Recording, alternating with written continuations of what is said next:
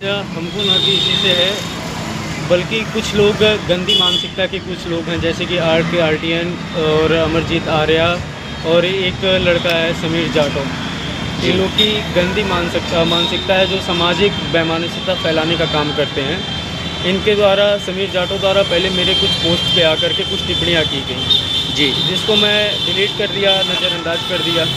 उसके बाद कुछ दिनों बाद, उसी के 3 दिन के बाद की बात है, ये मेरे फेसबुक के पर्सनल डीएम में आकर के मैसेज करते हैं, जिसमें मेरी माँ बहनों को भद्दी भद्दी गालियाँ एवं पूरे ब्राह्मण समाज को भद्दी भद्दी गालियाँ ये देते हैं। जिसके बाद मैं भी रिप्लाई करता हूँ उसका। उसके बाद ये मेरी फेसबुक पोस्ट से एक फ़ोटो लेकर के उस पर अमर्यादित भाषा में, जिसे भाषा का सबसे निम्न स्तर कहा जाए, उस भाषा में ये लिख करके उस पोस्ट को मेरे इधर उधर डालते हैं। बस्ती जिले के सदर थाना क्षेत्र के एक युवक ने सोशल मीडिया पर गाली गलौज और जान से मारने की धमकी के आरोप में बुधवार को प्राथमिकी दर्ज कराने के लिए बस्ती जिले के सदर थाना में तहरीर दिया है, लेकिन अभी तक एफआईआर दर्ज नहीं कराई गई है। आपको बताते चले कि पीड़ित पिपरा निवासी हर्षित दुबे के फेसबुक अकाउंट पर दलित समुदाय के समीर जाटव द्वारा भद्दी भद्दी गालियां दी जा रही है व अमरजीत आर्या द्वारा जाल माल की धमकी दी जा रही है। पीड़ित हर्षित दुबे ने बस्ती जिले के सदर थाने में तहरीर देकर न्याय की गुहार लगाई है। अब देखिए बस्ती से मनोज कुमार पांडे की एक खास रिपोर्ट। आपका क्या नाम है और आपको क्या समस्या है? इस समय बस्ती जिले में आपके नाम से कुछ लोगों का खबरें में प्रकाशित हो रहा कि हर्षित दुबे ने किसी को गाली दिया, क्या है मामला, क्या है? समस्या हमको ना कि इसी से है, बल्कि कुछ लोग गंदी मानसिकता के कुछ लोग हैं, जैसे कि आर्टियन और अमरजीत आर्या और एक लड़का है समीर जाटव। इन लोग की गंदी मानसिकता है जो सामाजिक वैमनस्यता फैलाने का काम करते हैं। इनके द्वारा समीर जाटव द्वारा पहले मेरे कुछ पोस्ट पे आकर के कुछ टिप्पणियाँ की गई जी, जिसको मैं डिलीट कर दिया, नज़रअंदाज कर दिया।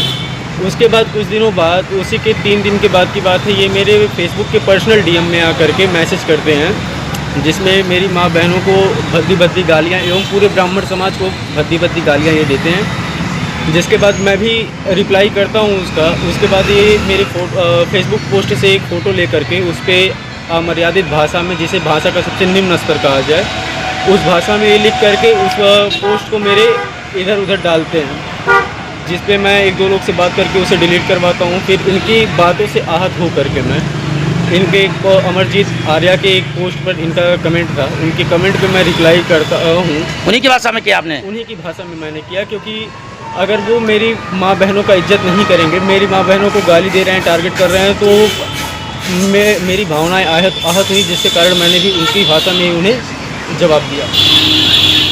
मैं जानना चाहता हूं कि इस तरीके से मानसिकता वालों के लिए जो समाज में वैमनस्यता का बीज बो रहे हैं, जैसा कि बाबा भीमराव अम्बेडकर साहब की संविधान की बातें होती है, क्या आप संविधान को मानने वाले हैं? बिल्कुल, संविधान को हम मानने वाले हैं। हमारे लिए संविधान सबसे पहले है। और ये लोग बाबा भीमराव अम्बेडकर के नाम को ले करके केवल एक अपना राजनीतिक खेल खेलते हैं, अपनी रोटी सेकते हैं। बाबा भीमराव अम्बेडकर ये नहीं कभी कहे कि तुम मेरी मूर्ति बनाओ, मेरी मूर्ति को पूजो। वो मूर्ति पूजा के भी विरोधी थे, वो मूर्ति पूजा में विश्वास नहीं रखते थे। उनकी एक बहन की शादी क्षत्रिय जात में हुई थी, एक उनकी सेकंड वाइफ ब्राह्मण समाज की थी। ये फूट डालने के लिए नहीं, ये एकता के सूत्र में पिरोने के लिए था कि आपस में भाईचारा बना रहे। जैसा कि सुना हूँ मैं कि बाबा साहब ने कभी हिंदू धर्म को उनको आहत नहीं रहा और उन्होंने हिंदू धर्म छोड़कर गैर धर्म में कभी उन्होंने मुस्लिमों का पक्ष नहीं लिया और हिंदू और बौद्ध एक माना। क्या ऐसा सही लगा आपको कि हाँ, बाबा साहब को इस धर्म में अच्छा लगता था और उन्हें अपनी विचार व्यक्त करने का मौका मिला, तो उन्होंने दिखाया समाज को, जो समाज में आईना होती है कि सुनने में आता है कि 2 बहनों को इनकी ब्राह्मण की शादी हुई, एक क्षत्रिय का है, उनकी जो सेकंड वाइफ है वो ब्राह्मणी ही थी। और बाबा जी द्वारा कहीं ऐसा कुछ कहा नहीं गया कि किसी की बहन और बेटियों को गाली दिया जाए।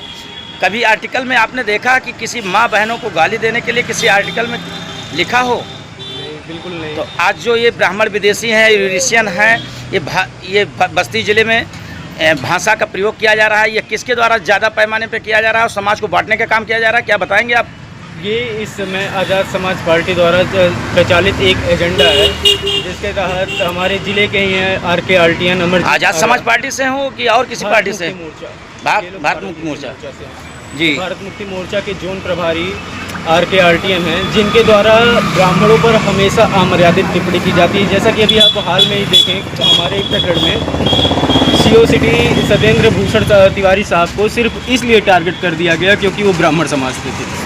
जितने भी प्रशासनिक पद पर ब्राह्मण समाज के अधिकारी बैठे हुए हैं, सबको टारगेट करना इसका क्या काम। भारत देश बिना ब्राह्मणों के चलेगा? जैसा कि सुनने में आया है, आर्यभट्ट से लेकर बहुत बड़े बड़े महान हमारे समाज में रहे हैं, वीर अब्दुल हमीद और ये क्या नाम है, भगत सिंह, चंद्रशेखर आज़ाद, ऐसे सारे लोगों को, विनोबा भावे जी को हम लोग अपनी कुर्बानियाँ, हमारे समाज के लोगों ने जो देखी है, उन लोगों ने देश के लिए कुर्बानियाँ दिया। तो क्या इस तरीके के मानसिकता वाले होते तो हमारा देश भारत गुलाम ही आज़ाद हो पाता? बिल्कुल नहीं आज़ाद हो पाता, और बिना ब्राह्मणों के ये देश चल ही नहीं सकता, क्योंकि ब्राह्मण कभी किसी को गलत रास्ते पर ले जाने का कार्य नहीं करता है। ब्राह्मण हमेशा सभी वर्गों को मार्गदर्शित करने का काम करता है। वो सभी को एक गलत रास्ते पर से भी उठा करके जो इसको सही रास्ते पे ले आए, जो व्यक्ति उसे ही ब्राह्मण कहते हैं। जैसे कि RK आर्टियन है, इनके द्वारा हर ब्राह्मण पर, इनके फेसबुक ID पर जितने पोस्ट पड़े हैं सारे ब्राह्मणों के खिलाफ पड़े हैं, सारे ब्राह्मण विरोधी हैं। इनकी जितनी भी वीडियो हैं, हर वीडियो में ये ब्राह्मणों को टारगेट करते हैं। कुछ सवाल का पूछ रहे हो तुम अपना